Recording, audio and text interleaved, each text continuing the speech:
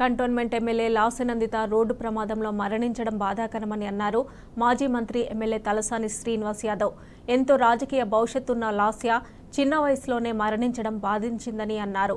లాసెనందిత పవిత్ర ఆత్మకు శాంతి చేకూరాలని వారి కుటుంబ సభ్యులకు తన ప్రగాఢ సానుభూతిని తెలియజేశారు.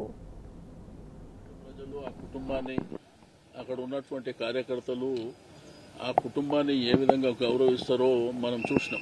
బట్ ఉదయం ఇటువంటి సంఘటన జరగడం, చిన్న వయసు అమ్మాయి, ఎంతో భవిష్యత్తు ఉంది. భవిష్యత్తులో మరి ప్రజలకు కానివ్వండి విశేషమైనటువంటి సేవలు అందించేటువంటి అవకాశం.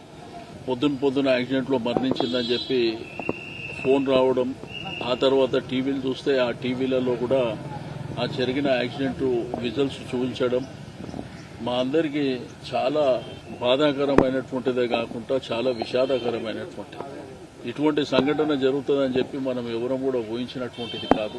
బట్ విధిని మనం ఏం చేయలేం కాబట్టి మరి జరిగిన సంఘటన పట్ల మరి ఆ కుటుంబానికి మనము ధైర్యాన్ని ఇవ్వవలసినటువంటి అవసరం ఉన్నది. గవర్నమెంట్ ప్రజలు, ఆ కుటుంబాన్ని, అక్కడ ఉన్నటువంటి కార్యకర్తలు